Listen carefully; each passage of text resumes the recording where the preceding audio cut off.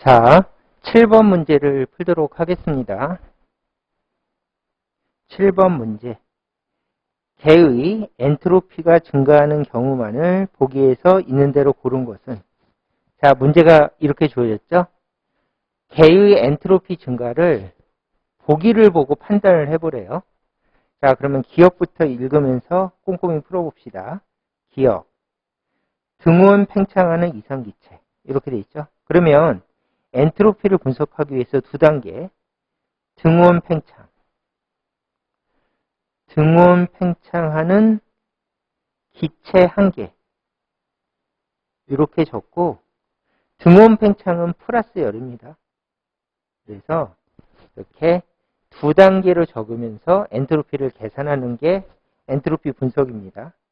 그러면 꼼꼼히 한번 이제 등온 팽창부터 분석해 봅시다. 일단은 PV 그래프가 있을 때 열을 받는 과정이라고 그래프를 한번 배우신 적이 있어요? 그러면 어떤 기체가 처음 상태에서 등압 과정을 거친다.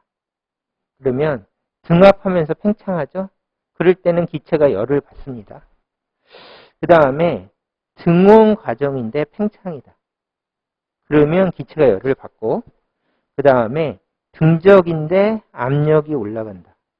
그러면 기체가 열을 받는 과정, 플러스 열 과정이라고 부르고, 이 과정을 반드시 암기하고 이런 경우에 활용해서 사용하시면 되겠습니다. 그러면 이 그림에서 뭐에 해당하는가 하면 이게 등온 곡선이고, 등온은 이렇게 커브로 돼 있죠. 그 다음에 부피가 증가했으니까 등온 팽창이라고 적고, 등온 팽창 과정은 열을 받는 과정이다. 이렇게 그래프를 보고 떠올리셔도 되고, 평소에 등온 팽창은 플러스 열 과정이다. 이렇게 알고 계셔도 되겠죠. 어쨌든 이 그래프가 자주 사용되니까 필수 암기. 그래서 일단은 플러스 열이고요. 두 번째로 엔트로피 분석은 이렇게 하죠. 기체나 물체나 장소 어디든지 간에 이거를 한계라고 부릅니다. 한 개의 부분이 열을 받는다면 엔트로피는 증가한다. 이게 기본적으로 엔트로피 판단하는 방법이죠. 이렇게 해서 첫 번째 두 단계로 등온 팽창은 기체가 열을 받는 과정이고, 한 부분이 열을 받았으니까 엔트로피는 증가했다. 이렇게 판단해서 기억은 맞는 답입니다. 자, 니은을 볼까요? 니은도 마찬가지로 단열 팽창이래요. 그러면서 기체 한 부분을 언급했죠. 그러면 단열이니까 열이 0이죠. 그리고 한 부분입니다. 그러면은 똑같이 엔트로피 계산하는 방법에 의해서 어떤 기체 한 부분이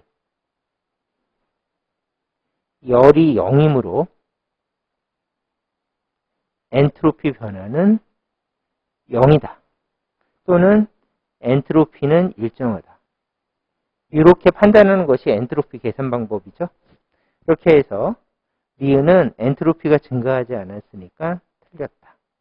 이렇게 판단해 주시면 되는데, 이 부분에 대해서 질문들이 많이 들어와서 좀 더 자세히 설명하고 지나가도록 하겠습니다. 일단은 단열 팽창 먼저 봅시다. 단열 팽창이라고 하면 가역 단열 팽창도 있을 수가 있고 비가역 단열 팽창도 있을 수가 있습니다. 근데 아래 문장을 보면 이렇게 돼 있죠. 가역 단열 팽창은 가역을 생략하고 그냥 단열 팽창이라고 부른다. 정리하면 단열 팽창이라고 있는데, 단열 팽창은 가역 단열 팽창이라고 부르기도 한다. 해서 이 두 개가 같은 말입니다. 그러면 비가역 단열 팽창은 뭐냐? 그러면은 반드시 비가역 단열 팽창이라고 부른다고 그래서 단열 팽창이라고 문제가 나오면 비가역 단열 팽창은 아닌 거예요. 자, 이해하셨죠? 그래서 비가역 단열 팽창은 반드시 따로 비가역 단열 팽창이라고 부른다고 요거를 지식으로 알고 계시면 되겠습니다. 그래서 이쪽 부분에서 많이들 착각을 해서 어려워하시더라고요. 그러면 얘는 그냥 단열 팽창인데 가역 단열 팽창은 어떻게 계산합니까? 그러면 기체가 열을 받지 않았으니까 엔트로피가 일정하거나 변화가 없다. 이렇게 계산하는 게 가역 과정 계산이라서 계산에 의해서 결론적으로 기체가 단열이면 열이 없죠. 기체가 단열이면 엔트로피 변화는 0이다라고 공식을 만들어서 이게 기체 문제에서 정말 많이 쓰이니까 별표 공식이고 필수 암기를 하고 계시면 됩니다. 그래서 얘는 빠르게 판단할 수가 있고요. 그 다음에 두 번째로 비가역의 엔트로피는 무조건 증가가 물리학적 정의죠. 그래서 비가역 단열 팽창은 비가역이라는 문장 때문에 엔트로피가 증가한다고 생각해 주시면 되고요. 그다음에 마지막으로 3번이 중요한데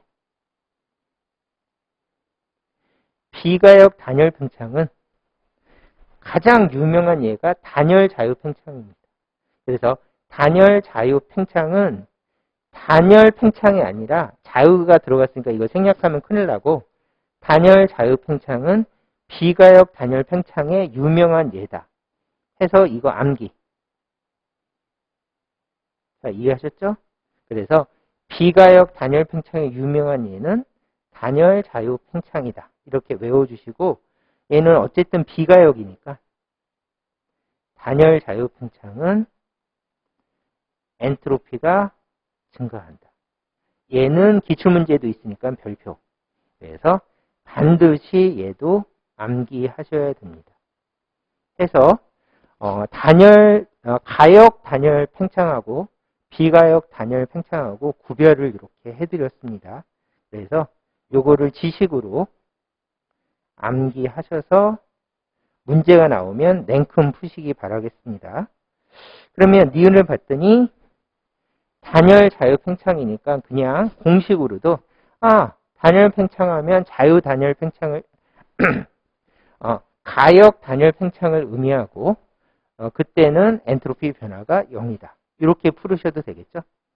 그래서 엔트로피 변화가 0이다. 이렇게 풀어주시면 되겠습니다. 자, 마지막으로 디귿.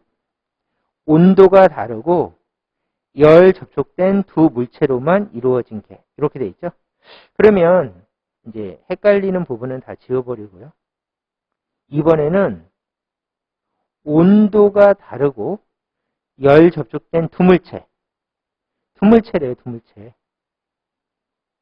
그래서 한 물체나 한 개의 부분에서 판단하는 엔트로피 판단을 못하고 두 물체로 이루어졌을 때 분석하는 방법으로 판단을 해야 되겠습니다. 그래서 이 방법은 사용할 수 없다. 이렇게 생각해 주시고요.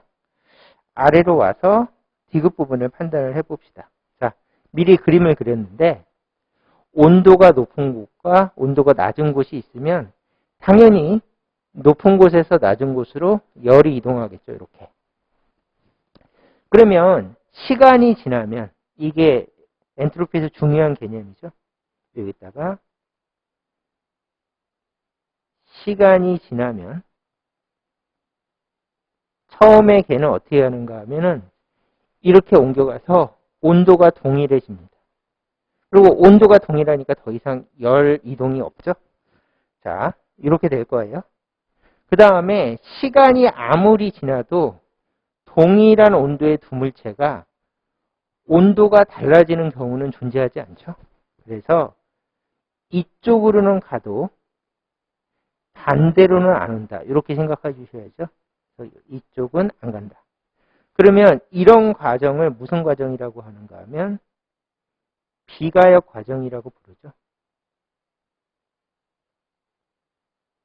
그러면 물리학적 정의에서 비가역 과정이 있을 때 얘가 전이고 얘가 후인데 전의 엔트로피보다는 나중 엔트로피가 크다라고 하는 것이 바로 비가역 과정의 물리학적 정의죠. 그래서 처음 엔트로피보다 나중 엔트로피가 커진다. 이렇게 판단해 주시면 되겠죠. 그래서 비가역 과정이기 때문에 엔트로피가 증가되는 경우가 발생하고 디귿은 비가역 과정의 가장 유명한 예니까 별표로 이 과정 자체를 철저하게 외우고 계셔야 되겠습니다. 쓸 때가 굉장히 많아요. 그래서 온도가 다르고 열 접촉된 두 물체로만 이루어진 개는 비가역 과정이 발생하기 때문에